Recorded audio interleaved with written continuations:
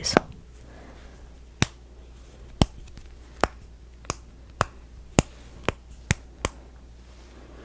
But I could not commit to it.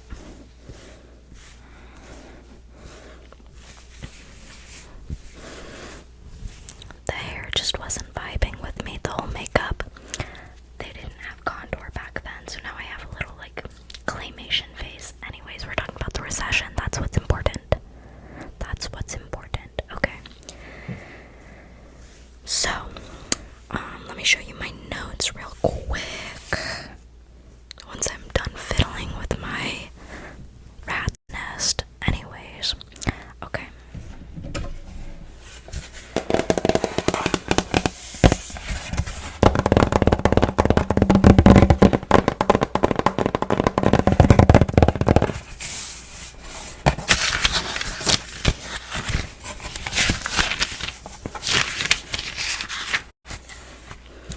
So, I think I did a really good job at taking notes this time, so we're gonna start with the key terms.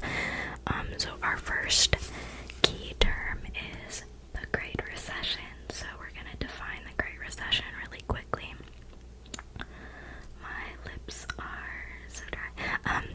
So the Great Recession was an economic downturn from 2007 to 2009, and it was due to the bursting of the U.S. housing bubble.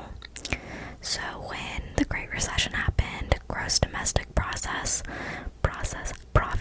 were down about 3%-ish, and unemployment hit 10%. Okay, 10% is pretty high. Let's define the Great Depression. So the Great Depression was the longest recession, and it was due to the stock market crash of 1929 through 1941, and gross domestic profit went down 10%, and unemployment hit a record high of 25%. That's just insane. So for reference, right now unemployment is at 3.7%, 3.7, and the highest it has been in recent years is April 2020 during the beginning of the COVID-19 pandemic, where unemployment hit 14.7%. So unemployment was actually higher in April 2020 than it was during the Great Recession, which I find very interesting. Okay, so let's define a recession. What exactly is a recession? So a recession is significant, prolonged downturn in economic activity. So just basically the whole economy is doing horribly. And it is indicated by 2 consecutive quarters of negative GDP, which is gross domestic product. That doesn't make sense.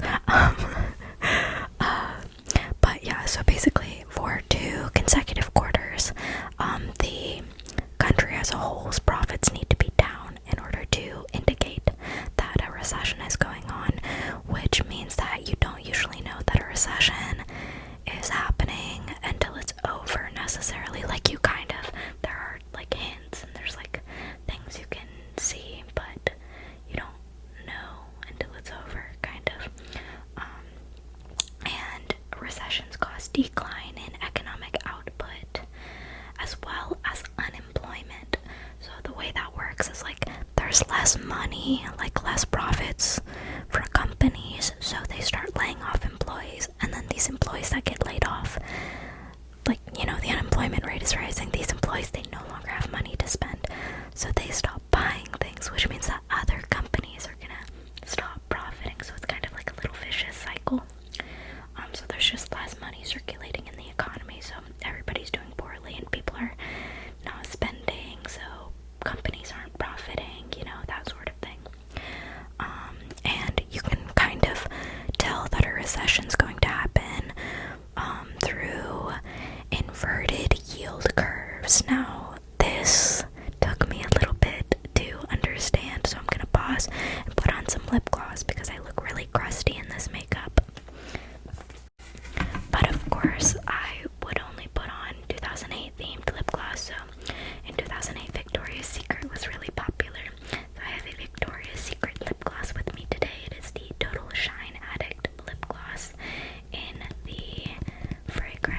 shade Cool Raspberry. This looks like a relic. I don't know if this is even in production. This tube was apparently $10. That's a bit much for a tube of lip gloss, but I guess it is Victoria's Secret, so.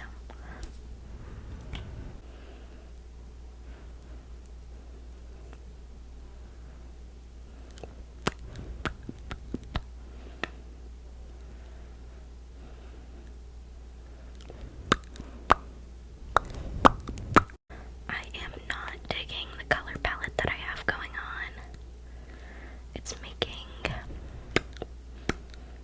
It's not very flattering. The blue tones in the lip gloss and my eye look are kind of making my teeth look really yellow. I promise they're not that yellow. I use whitening toothpaste. Come on, guys, believe me. Anyways, back to the notes. So yeah, we're talking about inverted yield curves.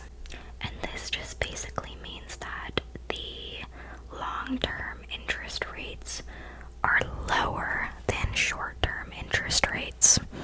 So usually in a normal circumstance, there's better yield for lenders when they're loaning for a long time. So when the interest rates for long-term yields are less, this shows that there is a higher demand for short-term credit. And this predicts lower future interest rates as demands for long-term bonds increase, which sends the yield down. I'm still struggling to understand it entirely.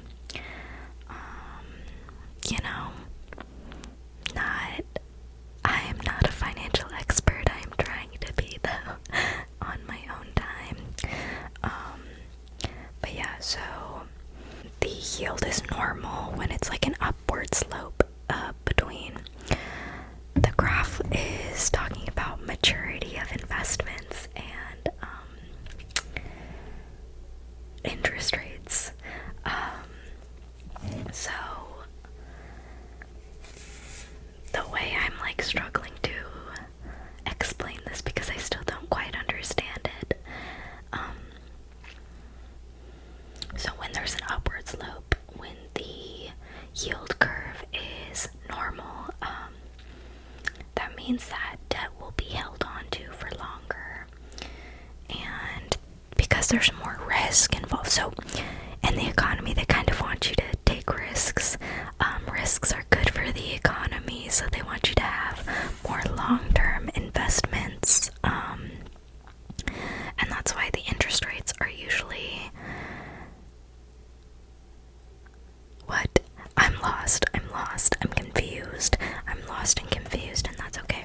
Anyways, so when the yield curve inverts and long-term interest rates are less than the short-term interest rates, this just kind of suggests a pessimism about the prospects in the near future because I don't know it entirely. That's what Investopedia said. By the way, the sources I used this time are Investopedia, Britannica, and Forbes. I tried to cross-reference it because I really wanted to understand what the Great Recession was, what it was caused by, that sort of thing. Okay, so yeah, anyways, some theories on why the Great Recession occurred.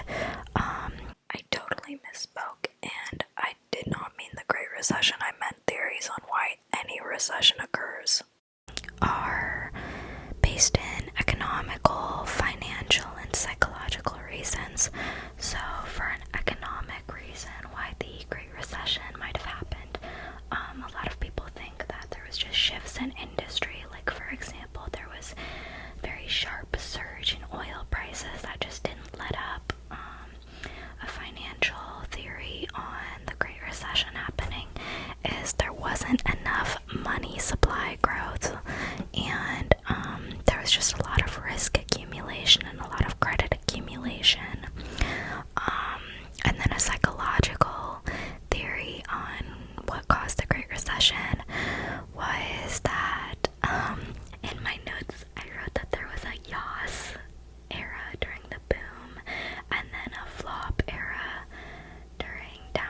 So basically what I was trying to say was that when the economy's doing well, people tend to be like, wow, the economy is slaying, like the economy's doing so good, I should spend all my money, everything's great, money is into the economy, like we're slaying, everything's great.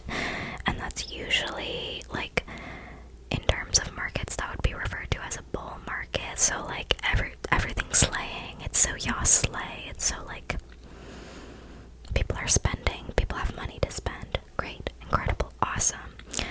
And bull markets usually last about 3 years. And then during times of economic downturn, because the economy is a cycle, it's kind of like it's a cycle, yeah. So there's ups and downs, there's ebbs and flows. So during a bear market, that's the flop era of the economy, okay?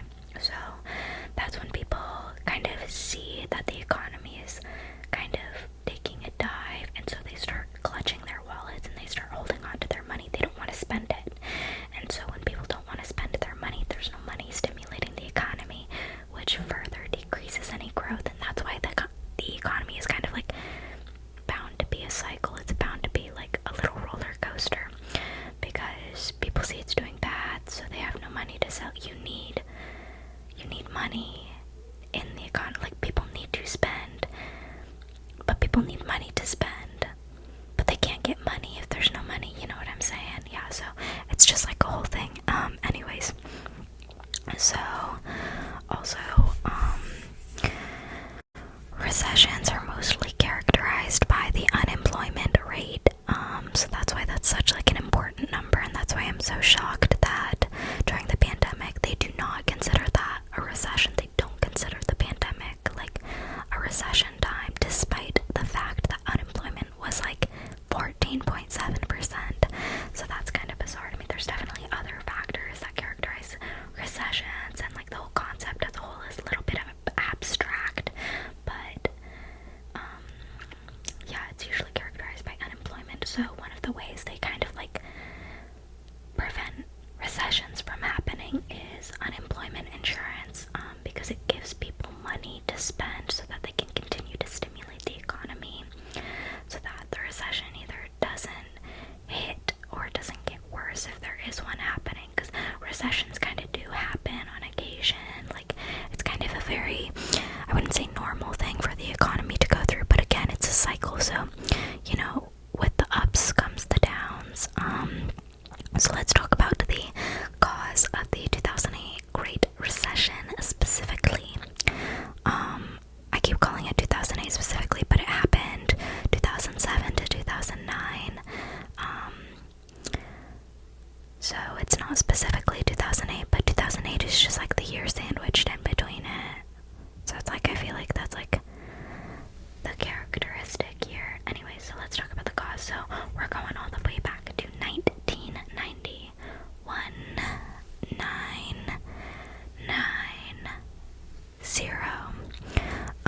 So in 1990, they repealed the Glass-Steagall Act, and that was an act that was instituted in the Great Depression, which separated commercial banking from investment banking. I'm sorry, my hands are like in the way. My hands are in the way. Anyways, so because they repealed that act, banks were kind of able to combine and get really big, because they didn't need to split from commercial banking to investment banking. Like, an investment bank could be a commercial bank too. So they were just combining banks like crazy. So like, they're just creating really big banks. Okay, so we've got the seeds planted in 1990 because they decided to repeal an act from the Great Depression.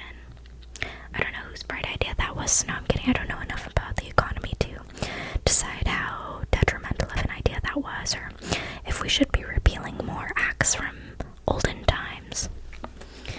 Let's turn the page. Let's turn the page.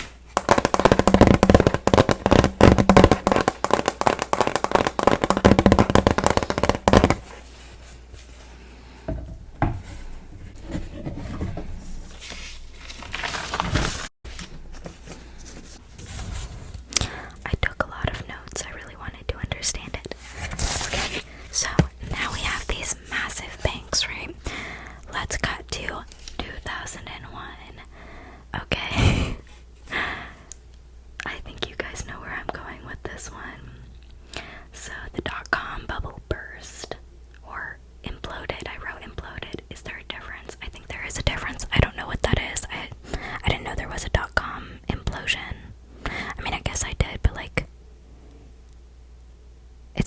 my mind. It's not on my The recession is on my mind. I think about the recession constantly, to be honest. Anyways, so there was the dot-com implosion and 9/11. So that caused a lot of economic hardship. So what did the U.S. Federal Reserve do to ease that hardship? Well, they cut interest rates, of course. What else are you supposed to do? So they cut interest rates to stimulate the economy, and these low interest rates kind of held through mid-2004. So now that the interest rates are pretty low, banks are giving mortgage loans at low rates to people that wouldn't usually qualify. Great news, everybody. You can be a homeowner. The interest rates are so low. Get a house while you can. Doesn't that sound like a great idea? So now a lot of people are becoming homeowners and they're buying houses. So because there is an increased demand for new housing, the prices are rising, supply and demand. So more people want this thing, so they can charge more for it. So prices are rising, demand is rising, the amount of people that can apply for mortgages are rising. Awesome, everything's on the rise. The bubble is inflating. Okay, it's inflating, it's getting bigger. So, cut to 2005, interest rates are no longer low again. They're no longer low. They start to climb, they start to rise, and because they're rising, demand is falling. And because demand is falling, prices are falling. Nobody wants a house anymore because the interest rates are too high. Gosh, why would I buy a house if the interest rate is so much higher than it used to be last year? I don't want that house. So prices are rising. They've got all of these houses and nobody wants one. So, sorry, I said prices are rising. Prices are falling. Nobody wants a house. So now these houses are cheap. Okay? So now, let's look at all the people that bought those houses like a year or two ago. They have these really expensive homes, these really expensive loans. They can't afford it. The interest rates are insane now. They can't afford that. Okay, so maybe they should just sell the house. Psych! They can't sell the house. The house is worthless now. Okay? Now they're what's considered underwater. And underwater officially just means owing more mortgage than your home is worth. So they bought the house for let's just say 250K. Okay, now it's worth 80K because nobody wants a freaking home anymore. They could sell the house for 80K and then they'd still owe gosh, let me do some mental math. I'm processing it. So 80, it'd be 70, they would still owe $170,000. That's quite miserable. So yeah, they're underwater. They can't afford to pay their loans back. Okay, so now that they can't afford to pay their loans, the banks aren't getting their money back.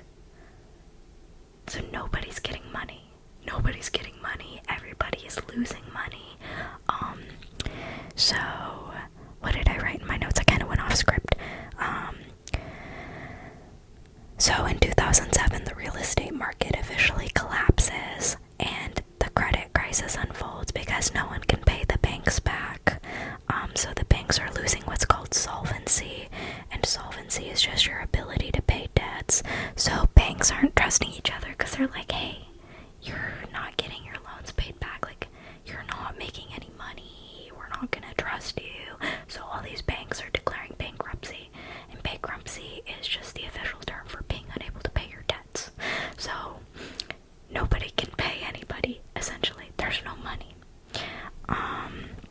So that was the recession. So the government's response to this is that the Federal Reserve lowers interest rates again. They lower a key interest rate, I don't know which one, it just said a key one, to 0 to promote liquidity. And liquidity is just the ability to turn an asset directly into cash, so that there's more cash. And it's because it's good to have assets, but it's good to have cash because cash is the most readily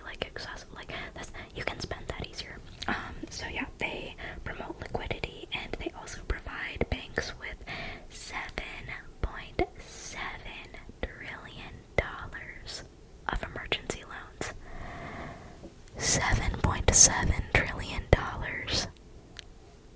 Wowza. Okay. They also create the American Recovery and Reinvestment Act, which is A